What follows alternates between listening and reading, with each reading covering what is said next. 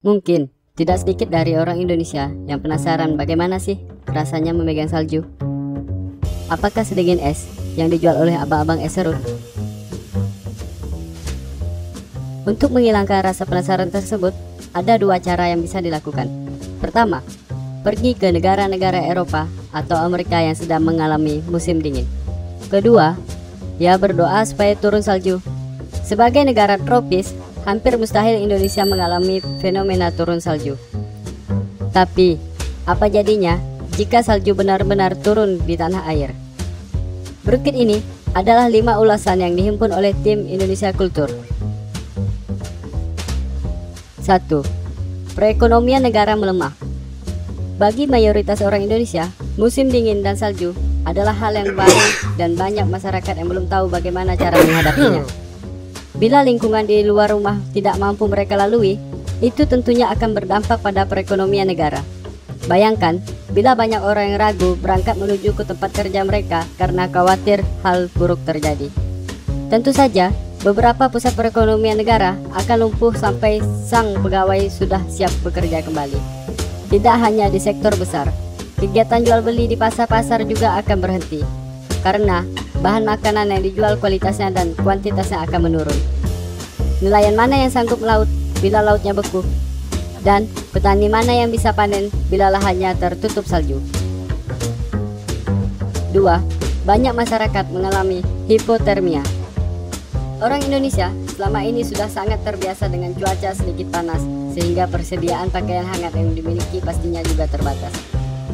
Saat salju turun, temperatur cuaca seketika akan turun drastis. Banyak masyarakat kita yang tidak bisa menghangatkan dirinya dengan baik, hingga akhirnya menderita hipotermia. Para penderita hipotermia biasanya akan lebih banyak berasal dari mereka para pengemis ataupun gelandangan, yang membeli baju untuk sehari-hari saja tidak mampu, apalagi menyediakan baju untuk musim dingin.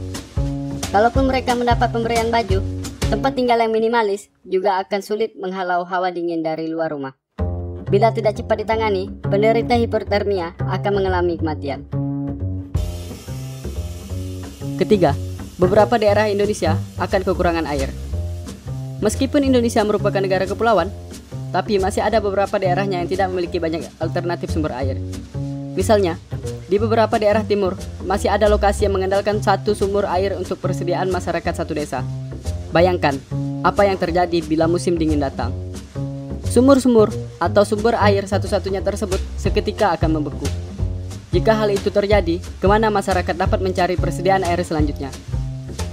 Masalah ketersediaan air di daerah ini kemungkinan dapat menjadi hal yang sangat besar. Belum lagi, bila musim dingin tadi berlangsung dalam waktu yang lama, apa yang bisa diandalkan untuk memberi mereka air? 4.